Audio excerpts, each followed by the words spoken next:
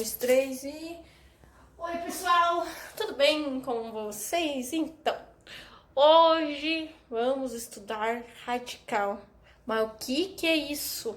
É comum vocês falarem pelo nome raiz, mas não, vamos aprender os nomes corretos. Eu sou a Prof. Stocco e vou ensinar vocês hoje, certo?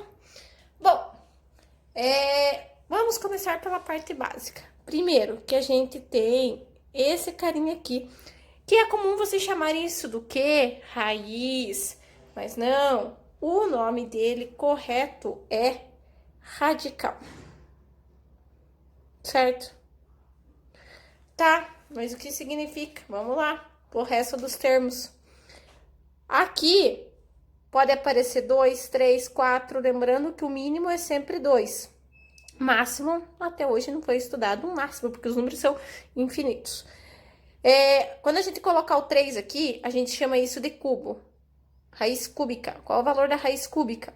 Certo? Esse númerozinho aqui a gente chama de índice, tá? Então, a gente já sabe alguns nomes. Radical, índice. Certo? O número que vai ali dentro... deixa eu pegar uma caneta aqui, que agora a caneta sumiu da minha vista. O número que vem aqui, ó, esse 8, a gente chama de radicando, certo? Esse aqui é o radicando, radical, índice e radicando. O resultado aqui, que no caso é 2, a gente chama de raiz, tá?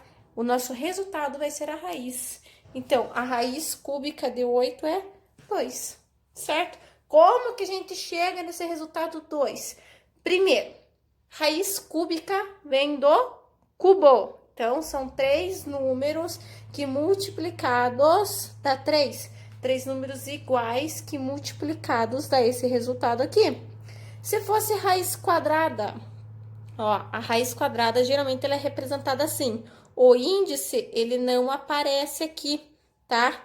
Na raiz quadrada. A raiz quadrada vem do quadrado. O que é o quadrado? Todos os lados são iguais. Então, eu tenho que pensar que o resultado da minha raiz tem que ser 2 números que multiplicados resulta no 4. Esses números têm que ser iguais. Quais são esses números? O possível é o 2, que 2 vezes 2 dá 4, certo? Mas chega um momento que a gente não consegue fazer isso de cabeça.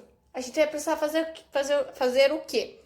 Processo de fatoração. Vou mostrar para vocês. Calma aí, um minutinho. Por exemplo, se eu tenho a raiz quadrada do 81, não sei de cabeça. O que a gente vai fazer? A gente vai fatorar o 81. Então, aqui, ó, 81.